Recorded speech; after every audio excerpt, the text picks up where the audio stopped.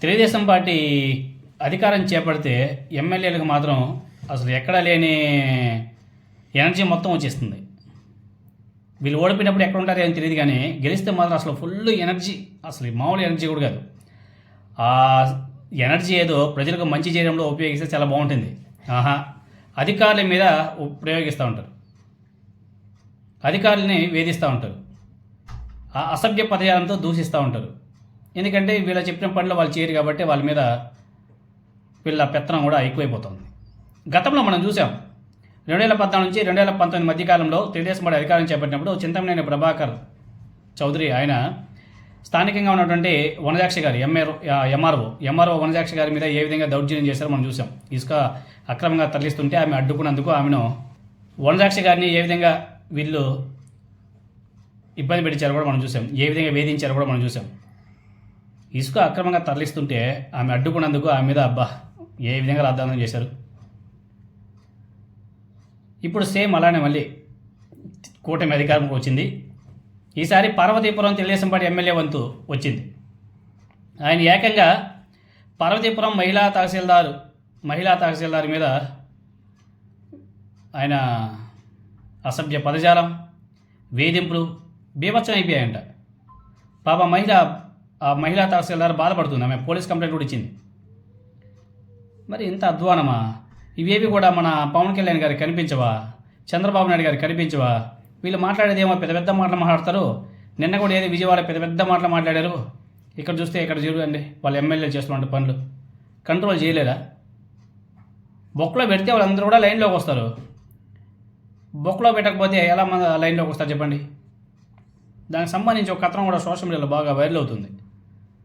ఆమె రాసినటువంటి లేఖ, పోలీస్ కంప్లైంట్ ఇచ్చిన లేఖ కూడా సోషల్ మీడియాలో వైరల్ అవుతుంది. కూటమి ప్రభుత్వం అధికారులకు వేధింపులు ఎక్కువైపోయాయి, మామూలు కూడా కాదు. మండల స్థాయి అధికారులకు అసలు ఈ తిప్పలో తప్పడంలే.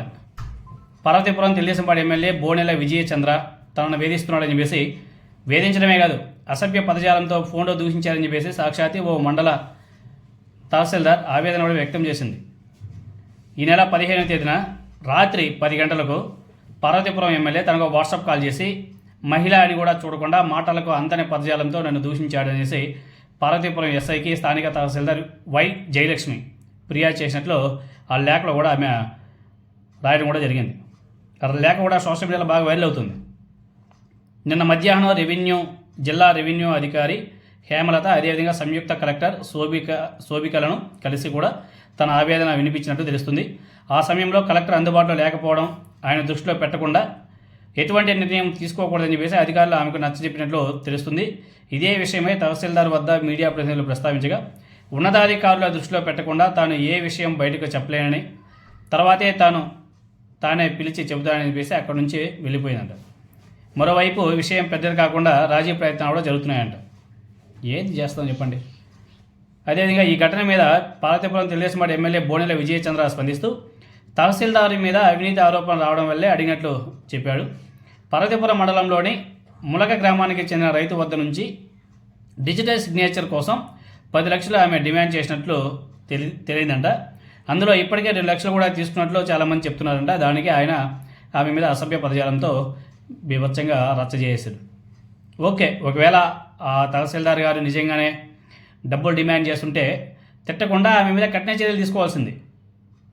ఎందుకంటే అధికారులు కదా, కూటమి మీదే కదా అధికారము.